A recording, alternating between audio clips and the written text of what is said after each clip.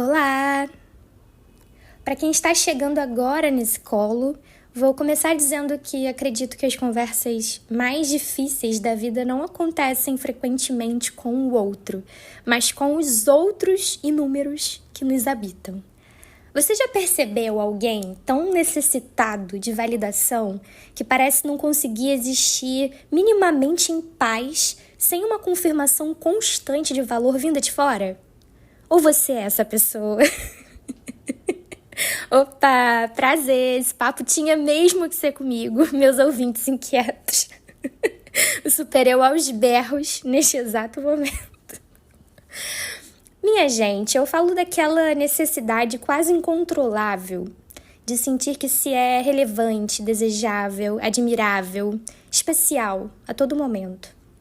E claro que nós, seres humanos mortais, precisamos disso em alguma medida, desamparadinhos que somos, desde a primeira abertura dos olhinhos ao chegarmos ao mundo. Vou até na contramão de certos discursos contemporâneos que tentam vender uma independência emocional absoluta, como se maturidade afetiva significasse autossuficiência e ponto. Não significa.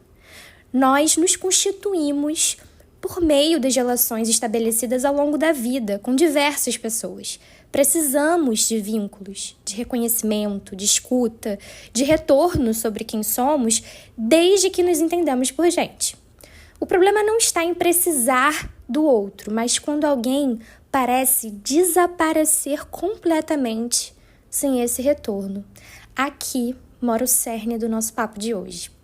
Percebo que existe uma violência simbólica muito característica do nosso tempo em transformar dependência afetiva, entre aspas, em sinônimo automático de fraqueza, quase como um defeito moral.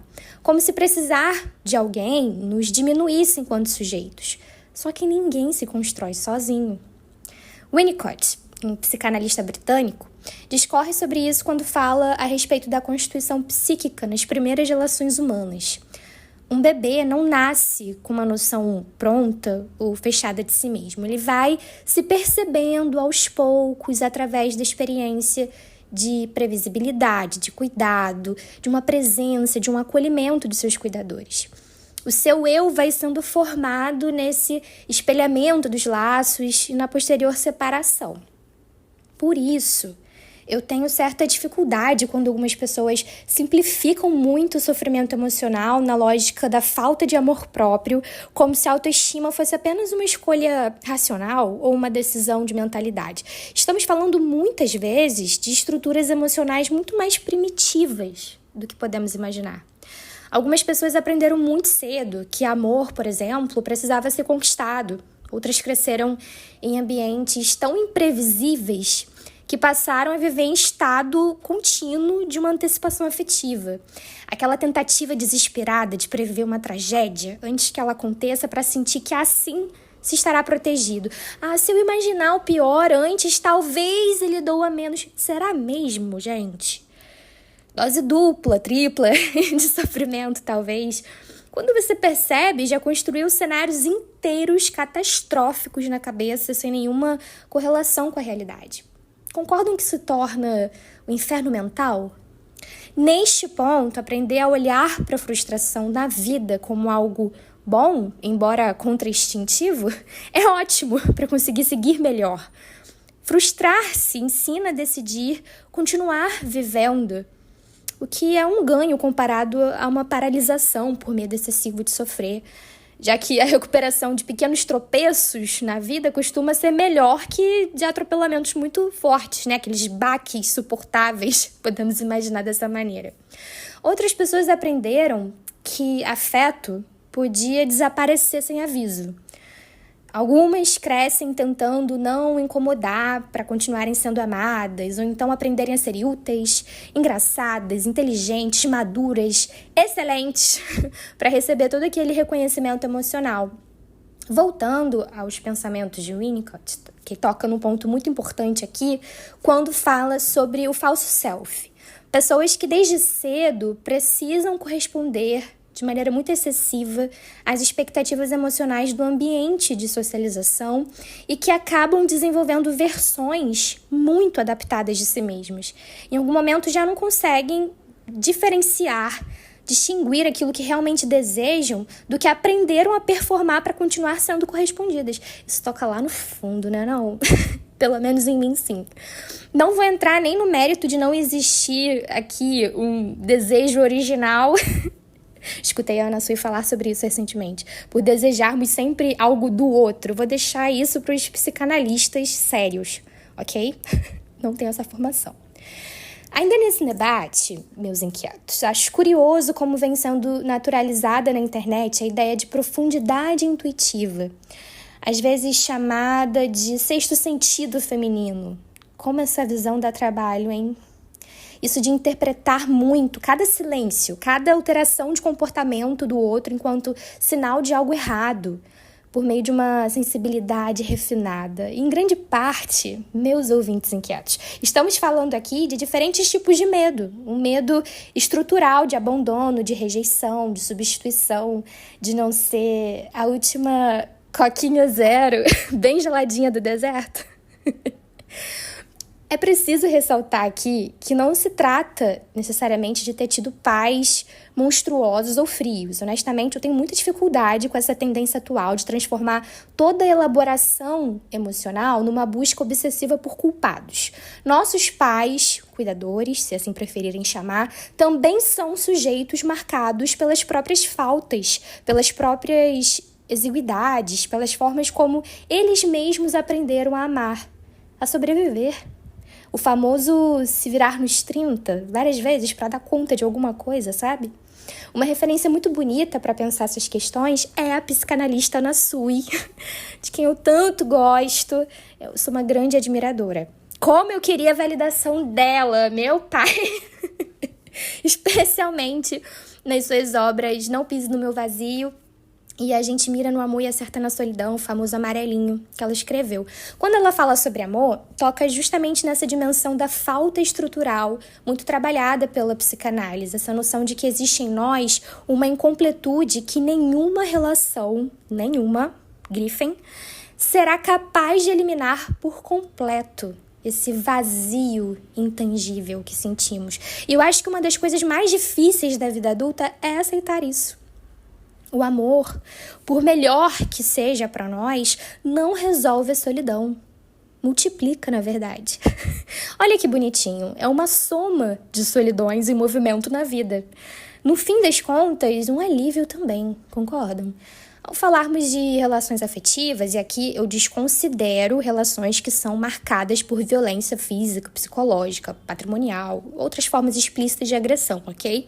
Falo muito do sofrimento que nos ronda, talvez, e que venha dessa tentativa antiga de finalmente sentir agora eu sou suficiente. Só que essa sensação nunca chega de maneira definitiva porque o sujeito humano é estruturalmente faltante. O empecilho começa quando transformamos demonstrações de carinho numa tentativa desesperada de eliminar totalmente essa ausência, como se o outro tivesse a obrigação de nos entregar uma estabilidade emocional absoluta para todo sempre. Eu acho que essa discussão fica interessante quando pensamos também nas mulheres, na atualidade. Por um lado, compreender mecanismos de manutenção de relações abusivas e acessar discursos sobre autonomia feminina foi um avanço gigantesco para nós. Só que me inquieta perceber como parte desse discurso sobre autoestima e empoderamento, às vezes, desliza para um pensamento de que qualquer frustração relacional vira um sinal de perigo extremo. Toda diferença significa incompatibilidade. Toda crítica é necessariamente uma invalidação, toda falha é uma evidência definitiva de um desamor. O outro não me ama, não correspondeu como eu queria. Eu entendo de onde isso vem. Durante muito tempo, nós mulheres fomos ensinadas a suportar tudo, aceitar qualquer coisa, silenciar aquilo que nos incomodava. Ainda assim, meus ouvintes inquietinhos, relações humanas inevitavelmente produzem desencontros, expõem diferenças. Anotem aí na caderneta e colhem na mesinha de cabeceira. Ninguém, absolutamente ninguém, vai confirmar nossa subjetividade de maneira muito precisa conforme gostaríamos, ou supomos que gostaríamos, o tempo todo.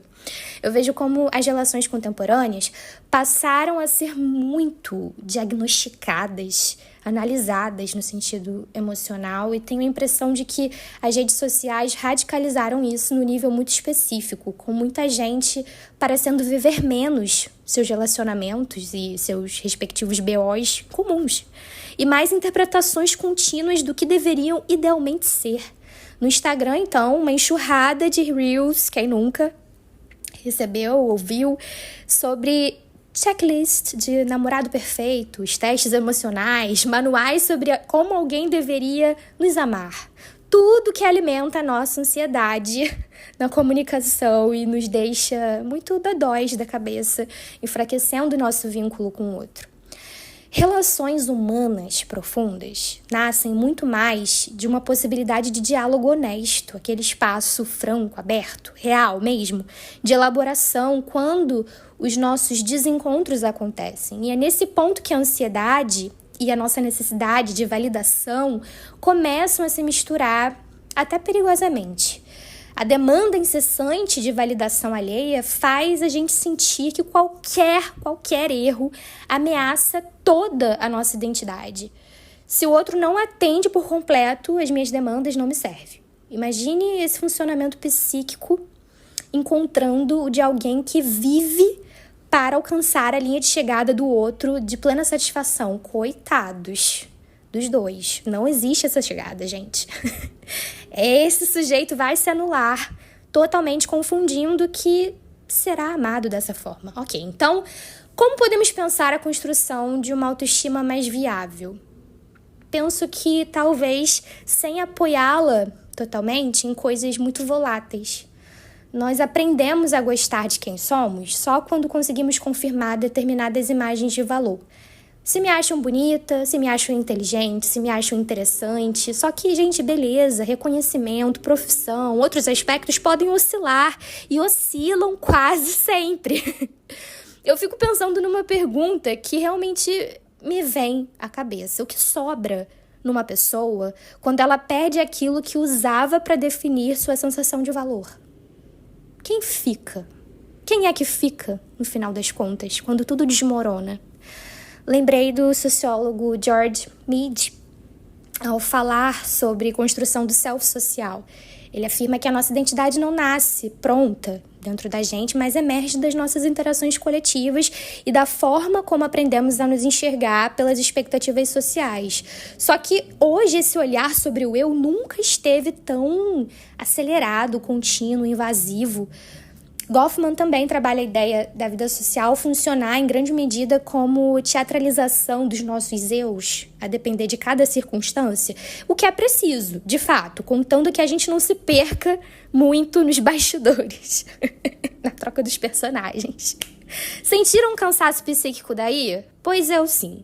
Minha gente, construir a própria identidade em territórios muito instáveis, vos digo, é uma cilada.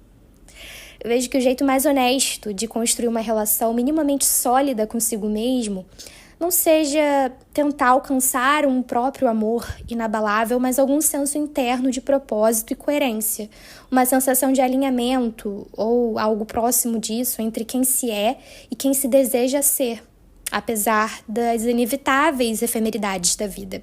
Eu particularmente tento pensar nisso na forma como desejo trilhar meu percurso. Quero ser alguém que escuta, alguém presente, alguém alegre, apesar das minhas perdas, alguém que reconhece as próprias falhas sem me sentir destruída por elas. Uma noção de mim mesma mais pautada em valores e numa elaboração contínua. Eu vejo que muitas pessoas se perdem na busca incessante por validação porque talvez ainda não tenham se indagado algo como de onde deveria vir minha boa relação comigo mesma, no sentido mais sólido. Não controlamos aquilo que é externo, imutável. Nem com a gente conseguimos às vezes.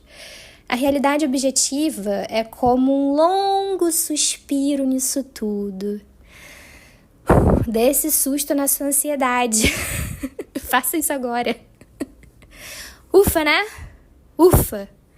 E aí, meus ouvintes inquietos, vocês também já se viram reféns da validação exacerbada dos outros? Como tem se relacionado com isso? Compartilhem comigo suas dúvidas, suas inquietações, seus questionamentos. Aceito, inclusive, sugestões criativas, tá bom? Beijinhos e até a nossa próxima inquietação!